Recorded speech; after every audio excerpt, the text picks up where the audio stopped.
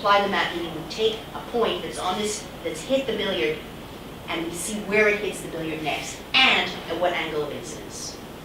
Before, the angle of incidence was conserved. Now it's not.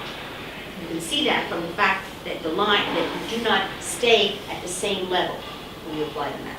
So let us do that. Let's take this initial condition. And you see what you're doing. You're going from one of these green points. It looks as though you're going round and round like that, but that's not really true. You're going from a green point to another green point, to another green point, to another green point. But if you look at the doubled map, because that's what we have to do for this period 2 thing, if you look at the doubled map, then you're going around this green circle. We might or might not be going around the green circle at a rational speed. If we go around the circle at a rational speed, then we have fixed points. If we take the denominator, if we apply the mapping denominator number of times, we'll come back to the beginning, right? That is to say, all the reasoning that we just did about this line was a circle. We may not have seen it as a circle, but it was a circle because this is periodic, right? Everybody agree with that? That line there that we used to have before we broke it, it was a circle. Now we have circles again. Now we see them as circles because there's circles there. We have circles again, and we're going around centers again. And all this reasoning applies again, recursively. Okay, me too. He's looking like this. Right. Yeah, me too, right. As I said, as far as conservative Hamiltonian systems go, I'm a spectator. I'm bringing you as far as I am, and that is it's not very far. Okay, so that's what I'm showing you here. You have a bunch of here you used to have a bunch of fixed points, and now what you have is this circle of fixed points that you used to have has turned into a set of alternating elliptic, hyperbolic, elliptic, hyperbolic, elliptic, hyperbolic. And each of these is like the original one. So this same thing is going to happen around this. Okay, it applies recursively to each one. So this is a very complicated picture, and this is what Poincaré said. He said, boy, is this complicated.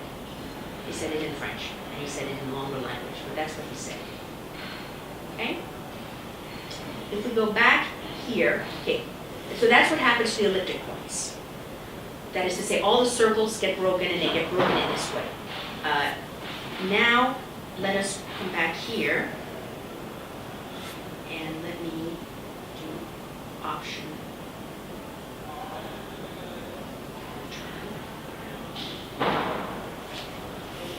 And let's see what happens around the hyperbolic points.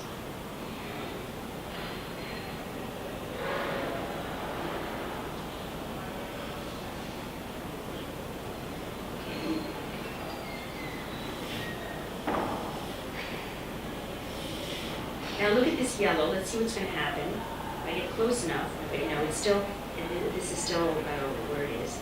But let me see if I can get close enough, or else I'll increase the perturbation.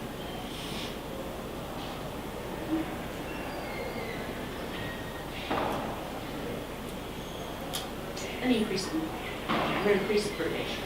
Here we go. Change parameters.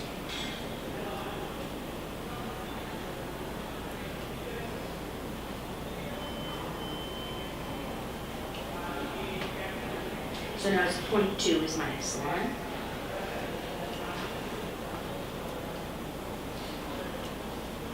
So again, we have our island there, our 1/2 island.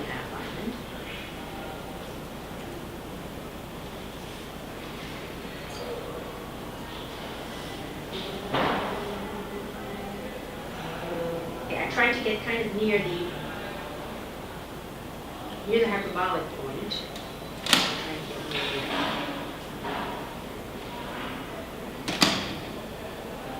And you see it's filling up lots of space. It no longer looks as though it's just on a curve. You see it's even gone up there. And this is where chaos comes from, Hamiltonian chaos. Near those hyperbolic points, now you're going all over the place. Near the elliptic points, no. Let's go near the elliptic points.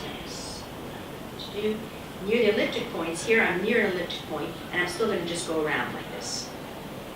And I'll have my structure with, remember that I have chains around the chains, and I think you start to see them. You may not believe it, but each of those pink things is itself a circle, right? That's how it's happening recursively. And of course, it's happening at every level, levels that you can't see. But as I get close to the, and this is going to come in, this is get close to irrational.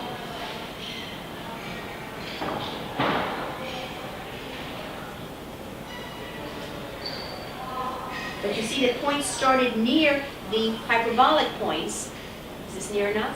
They get everywhere, but not this one. The yellow one did. It got everywhere. Let's see what happens here. Or let me go to a different island. We should be able to find the third one without too much difficulty. This is the 5 island.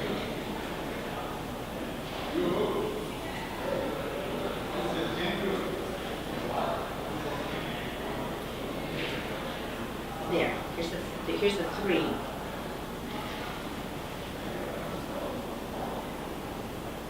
It's got circles around it.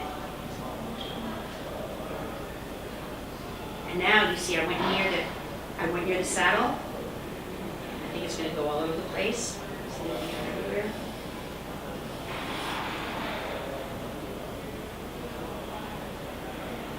It's still not going to cross this other lines here. It's not going to cross the other lines, but it's going to be all smeared out here.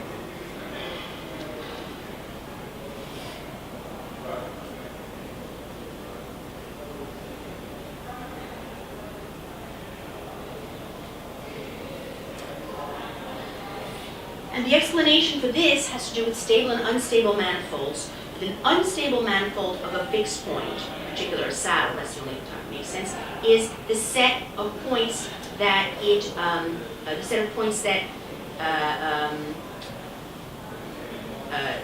that goes out from A. So these are all the points such that if you went backwards in time, you'd get to A. So this is the unstable manifold of A.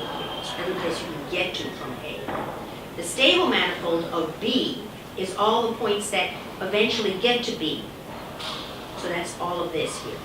And what you have in a curve like this, which we saw for the pendulum, is a heteroclinic orbit. The unstable manifold of A is the stable manifold of B. Everybody that's leaving A comes along this manifold, gets to B. And this is what happens when you have an integrable system. When it's not integrable, you no longer have, that's no longer possible. These two manifolds will not be equal, they will intersect. And when they intersect, they have to intersect again. Because of conservation, here you have this manifold and this manifold that intersected. And then this consists of all the points that are leaving this one and all the points that are coming here. And if you continue that, all the points that are leaving here, well, there's still points that are leaving here, and there's still points that are coming to here. So these manifolds have to intersect again. After all, this was a guy who was leaving A, and it was also a guy who was getting to B. So if you apply the mapping, you get a new guy who is leaving A. He left A at some point, some time ago, and he's getting to B. He's a little closer to B, but he's still on the intersection. So every intersection gets mapped to a new intersection, and by conservation of areas, the area here has to be the same as the area here. There's an infinite number of intersections as it goes exponentially. This is like the tail of the donkey, the one who he starved to death, he was going halfway, and then he was going a quarter of the way, right? He had to get halfway, and then he went 3/4. So this is what's happening here with these intersections. You're getting to this point, but you're getting there with more and more intersections. And each of these areas has the same size. So it ends up looking like this. This is something, the green manifold, this is P, its stable manifold is shown in green here, and its unstable manifold is shown in red. And you see that they intersect, the green and the red intersect an infinite number of times. And each of these areas, this area is the same as this area, is the same as this one, is the same as this one, is the same as this one. I mean, look at what it's meant to be. And every one of these processes applies over and over again. So you can see that as you're going along, it's a big mess, and that's what you're seeing over here. It's a big mess. Near a saddle like this, you have a big mess. You don't have a big mess when it's an integrable system, but when it's for a non-integrable system, this is the result of the infinite number of intersections of the unstable and stable manifold. And that is pretty much okay. Here's a picture. This is Arnold, famous Arnold, who was a Russian mathematician and left Russia when the Soviet, for part of the time when the Soviet Union collapsed. He was in France until around, I think, 2014 when he died of old age, but he's a very, very famous mathematician on the scale of Kolmogorov.